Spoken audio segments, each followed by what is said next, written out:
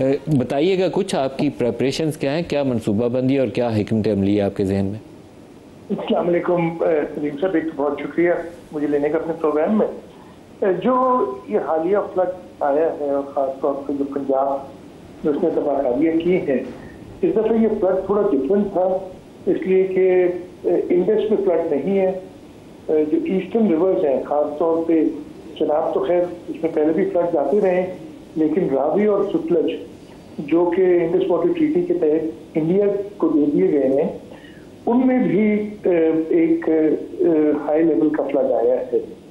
और ये तीनों फिर सिंक्रोनाइज भी कर गए और पंजाब पे जो कि आखिरी बराज है पंजाब में, और उसके बाद इंडस आके मिल जाता है कोट मिथन पे, इन 4 दरियाओं से या 5 दरियाओं से जो पंजाब के हैं, उस जगह पे तकरीबन 6 लाख क्यूसिक से ऊपर पानी आया आज से 2 दिन पहले। ये पानी अब सिंध की तरफ बल्कि सिंध एंटर कर चुका है और इस वक्त खुदू बराज पे अराउंड 5 लाख 2,000 या 3,000 क्यूसिक तक गया था पानी, और वो रिड्यूस इस वक्त 495,000 क्यूसिक से। हमारी शुरू से एस्टिमेट यही था कि हमारे पास पानी 6 से 6.5 लाख क्यूसिक से ज़्यादा नहीं आएगा। और डिस्पाइट एनडीएमए ने बात की थी कि 8 लाख से 11 लाख क्यूसिक के दरमियान, and may be even more, जो हमें एक आई थी रिपोर्ट, लेकिन हमारी अपनी इरिगेशन डिपार्टमेंट की एस्टिमेशन ज़्यादा बेहतर रही। और अभी तक जैसे मैंने बताया 5 लाख 2,000 की पीक आई है, एक डिप आया है, 495,000 क्यूसिक्स हो गया, और अगर दोबारा बढ़ा भी तो बारिंग एनी इस वक्त तो रेंज नहीं है कोई सुलेमान के एरिया में, तो हम वही 5.5 या 6 लाख से ज़्यादा पानी अब एक्सपेक्ट नहीं कर रहे। But despite that, because square था और बारिशें हो सकती थी, हमने एक सुपर फ्लड की तैयारी की थी। अपनी सुपर फ्लड हम क्लासिफाई करते हैं 900,000 क्यूसिक्स एंड अबव, और हमने उस सिलसिले में सबसे पहले तो हमारी प्रायोरिटी थी कि हम लोगों की जान बचाएं, और उस सिलसिले में हमने क्या था कि पूरे कच्चे के एरिया में 5 लाख से 7 लाख क्यूसिक तक अगर आता है पानी, तो पूरे सिंध का जो रिवरेंट एरिया है कच्चा है, उसमें हमने आइडेंटिफाई किए थे गाँव। ये पुरानी एक्सरसाइज हमारी की हुई है, आइडेंटिफाई किए हुए हैं गाँव और उनके एस्टिमेटेड पॉपुलेशन, लोगों की भी और मवेशियों की भी। फिर 7 से 9 लाख का एक बैंड बनाया हमने, और फिर 900,000 अबाव। हमने अप टू 700,000 को, तो जो 5 to 7,000 का बैंड था, उनको तो हमने पहले ही बता दिया था कि जी आपको अपने इवैक्यूएट करना है, और आपको इवैक्यूएट हो या आपको जो मदद की जरूरत हो वो करें।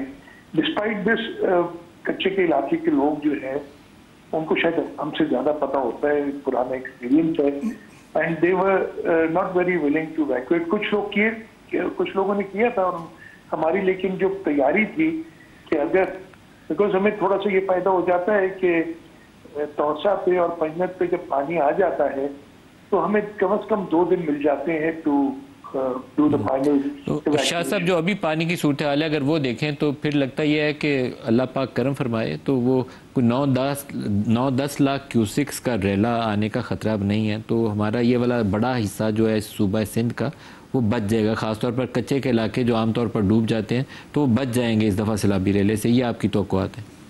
इंशाल्लाह। देखिए, कच्चा अभी भी डूबा हुआ है, ऐसा नहीं है, बिकॉज कच्चे का मतलब है कि रिवर का जो पानी आता है वो बंद टू बंद कच्चा होता है। दोनों साइड पर हमारी डाइट्स हैं, बीच में कच्चे का इलाका है, तो कच्चा इस वक्त काफ़ी, इसलिए कि हमने 24 अगस्त को 5.5 लाख क्यूसिक, 547,000 क्यूसिक था गुड्डू में। This was before the flood, 24 अगस्त की बात कर रहा हूँ। ये इंडस का फ्लड था मेनली, जो मेन इंडस जो है आर्टरी, उसमें से आया था पानी, तो वो हम गुजार चुके हैं।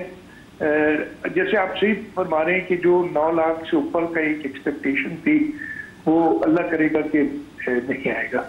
और शाह साहब, ये जो कराची वाले ये जो मलीर नदी और लियारी वाला वाक़यात हैं, तो हम इसके लिए भी तैयार थे या ये कुछ अनयूजुअल हुआ? मैं आपको बताता हूँ इसका भी थोड़ा सा। मैं कल गया हुआ था, I was in Guddu barrage, chairman Bilawal Bhutto Zardari साहब आए थे, उन्होंने गुड्डू बराज सक्कर बराज और फिर लाड़काना में डाइक्स का भी मुआयना किया।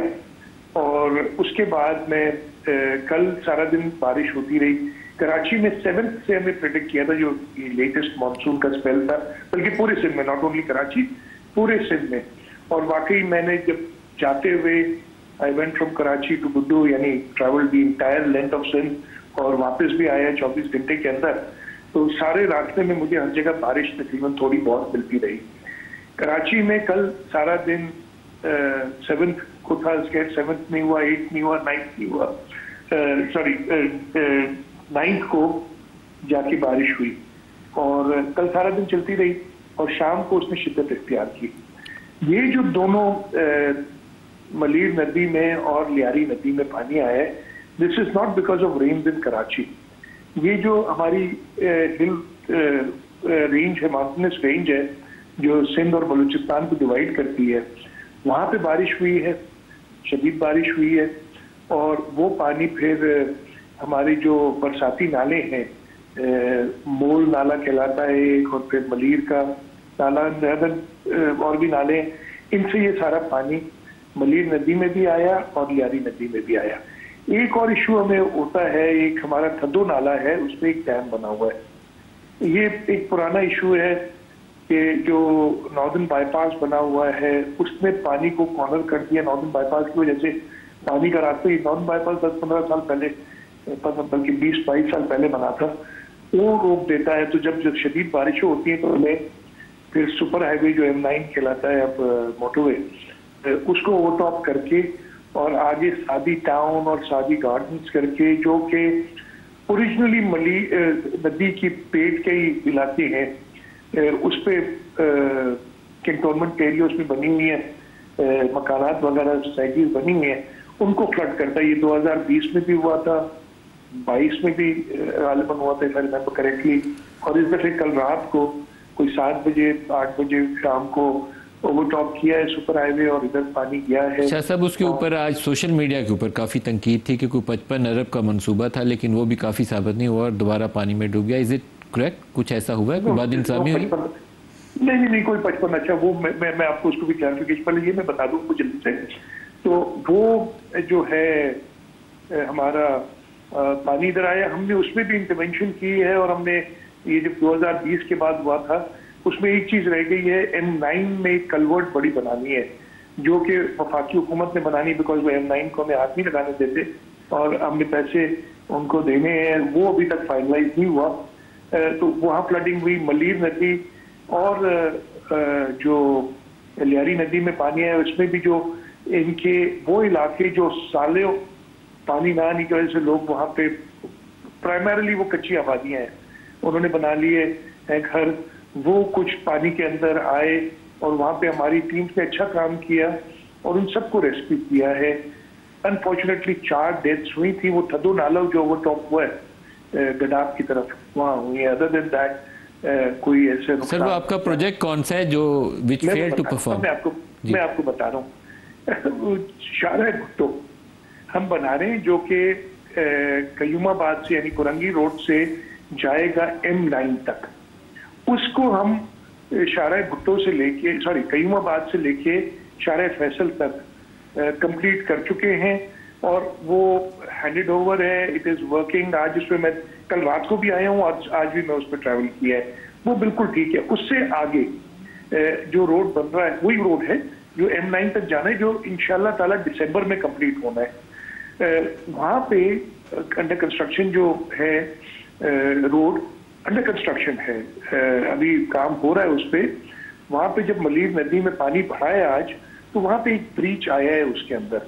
This is not handed over, this is being work under construction by the contractor, और उसकी ना स्टोन पिचिंग हुई है उधर, इसलिए कि अभी तक कंप्लीट नहीं हुआ ना, अभी तो सिर्फ अर्थ वर्क थोड़ा उधर हुआ है और उधर करना। तो वहाँ पे एक ब्रीच पड़ा है। एक लास्ट आपसे क्वेश्चन पूछ लूं, पंजाब वाली साइड पे इस वक्त अनाज की भी काफी परेशानी है, और कुछ लोग जिनकी डेथ्स हो गई हैं उनको रिलीफ देने के ऊपर भी सवाल है। क्या आपके जहन में कोई प्लान ऐसे हैं कि कैसे लोगों को रिलीफ देना है और अनाज की प्रोविजन कैसे इंश्योर करनी है? किसकी प्रोविजन? अनाज, फूड। मैं दोनों चीजें आपको, मैं पहले इसको कंप्लीट कर लूं अगर मुझे इजाजत है 1 मिनट की। तो शाहराह भुट्टो के ऊपर सुबह से सोशल मीडिया ने जो बातें की और मुझे बड़ी अफसोस हुआ है कि हमारे कुछ ऑपोजिशन के सूबाई असेंबली के मेंबरान ने बातें की उसके ऊपर विदाउट नोइंग द डिटेल्स कि जी हम चाह रहे हैं भुट्टो बह गई और फलाना ढिमकाना और ऐसी कि आप तक भी खबर पहुंच गई है। तो ये मैं सिर्फ भी कह रहा हूँ कि इस वक्त में खास तौर पे जब मुल्क एक मुश्किल से गुजर रहा है तो ऐसी अफवाहें ना फैलाएं। अगर आप मदद नहीं कर सकते तो कम से कम लोगों के अंदर जो है इस किस्म की अफवाहें फैला के उनको और परेशान ना करें। आपने रिलीफ की बात की, कल चेयरमैन बिलावल भुट्टो जरदारी साहब ने, उससे पहले उन्होंने मुल्तान में जब साउथ पंजाब में थे, पंजाब में टूर करे, तब भी कल सक्खर में वफाकी हुकूमत से कहा कि आप एग्रीकल्चर इमरजेंसी लगाएं, क्लाइमेट इमरजेंसी लगाएं और इंटरनेशनल इदारों को, यूएन को जो फ्लैश अपील होती है उसके लिए कहें। इसलिए पंजाब में जहां तक मुझे पता है काफी सूरत हाल खराब है। मैंने मीडिया से देखा है वहां पे, बल्कि चेयरमैन बिलावल भुट्टो जरदारी साहब ने भी कल बताया है ये टूर पंजाब कि उधर काफी हालत खराब है और काफी सालों बाद पंजाब में एक फ्लड आए। हमने तो 2010, 2011, 2012, 2015, 2020, 2022 के फ्लड देखे। वहां पे काफी अच्छे बाद एक बड़ा फ्लड अनफॉर्चुनेटली आया है और इस डिफिकल्ट टाइम में हम अपने पंजाब के भाइयों बहनों के साथ हैं। तो उसके लिए उन्होंने कहा है कि इमीडिएट रिलीफ की कॉल के लिए इंटरनेशनल एजेंसीज को है। जब चेयरमैन साहब खुद 2022 में फॉरेन मिनिस्टर थे और फ्लड आया तो उन्होंने इमीडिएटली फॉरेन ऑफिस के जरिए वो अपील प्राइम मिनिस्टर की इजाजत से की थी। तो उन्होंने फेडरल गवर्नमेंट से अपील की है और आज जहाँ तक मुझे पता है फेडरल कैबिनेट ने भी इसका ऐलान किया है क्लाइमेट इमरजेंसी और एग्रीकल्चर इमरजेंसी का। अनाज की जहाँ तक बात है, अगेन इट्स मेरे ख्याल उस पर एक अलग ही बात आपसे लंबी कर सकते हैं। वीट क्राइसिस आने जा रहा है। अभी हमने पिछले दफे फार्मर्स के साथ कुछ किया, उसमें शायद हम भी शामिल हैं। उस वजह से वीट क्रॉप हमारा कम आया और अब हम इंपोर्ट कर रहे हैं वीट। अगले साल के लिए हमने तैयारी करनी पड़ेगी कि हम फार्मर्स को वो इंसेंटिव दें कि वीट की काश्त करें, उनको उसकी अपनी फसल की अच्छी कीमत मिले ताकि वो काश्त करें और मुल्क खुद कफील हो, बाद में फॉरेन एक्सचेंज ना खर्च करना पड़े। अच्छा शाह साहब, मेरे पास ब्रेक करीब आ गई है। चीफ मिनिस्टर सिंध, बहुत शुक्रिया आपने हमें ज्वाइन किया।